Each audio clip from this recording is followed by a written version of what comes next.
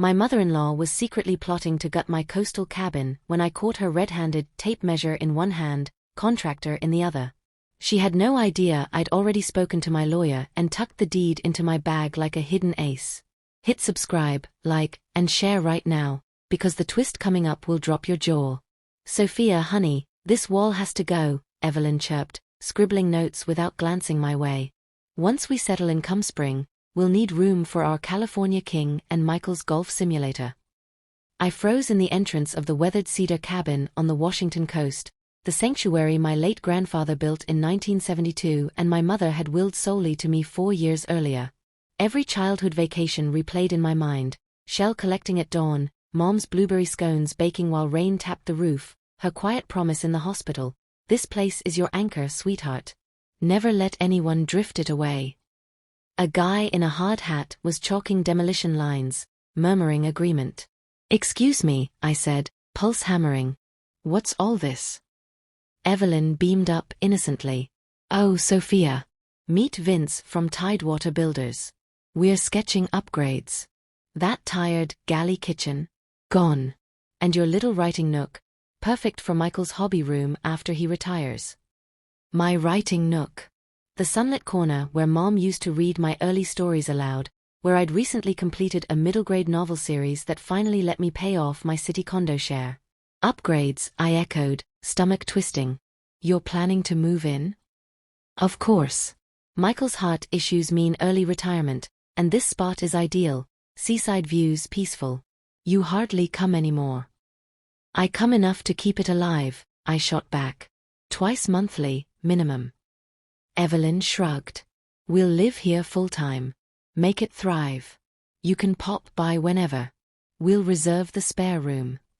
Pop by. My own refuge reduced to a guest pass. She flipped open a thick planner, bursting with tile samples and 3D mock-ups. "I've obsessed over this for ages. Soft sage walls, engineered stone floors. Way simpler than those creaky originals your grandfather laid. Low maintenance for our golden years."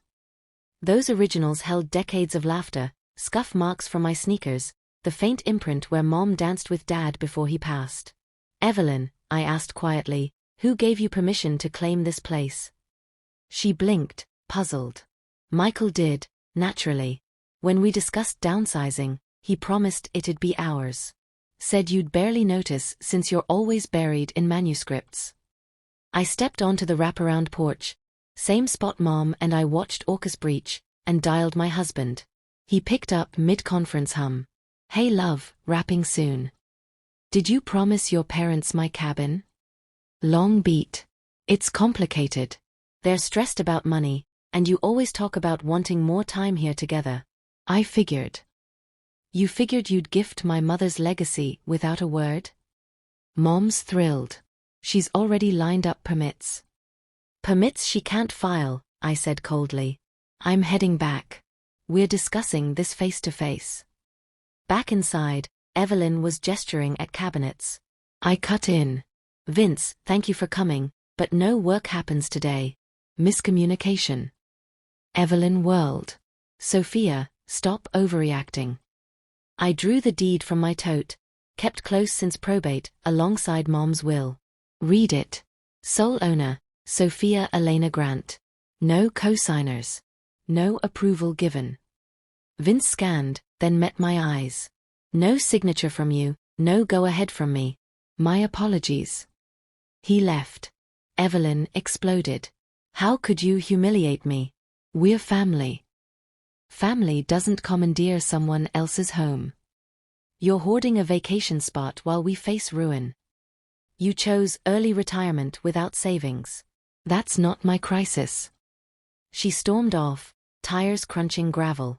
I locked up, phoned my attorney, then drove home steeling myself. Michael waited, tense.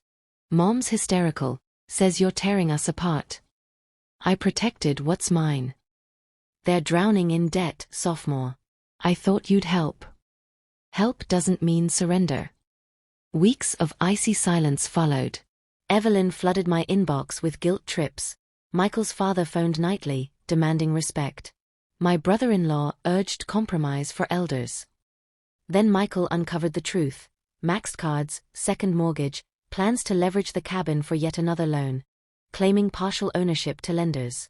He stared at bank statements one night. They lied to me. To everyone. I'm so sorry. Counseling started soon after. Trust rebuilt slowly. Today the cabin remains mine. I write there often, updated alarms blinking, Mom's framed deed on the mantel as quiet proof. Evelyn and Michael moved to a modest townhouse. No direct sorry came, but the entitlement faded. Recently they requested a short stay. I agreed, on visitor terms. No kiss. No assumptions. Because when someone eyes what's rightfully yours, you don't yield. You produce the proof, secure the doors, and remind the world exactly whose name guards the title. Mine is Sofia Elena Grant.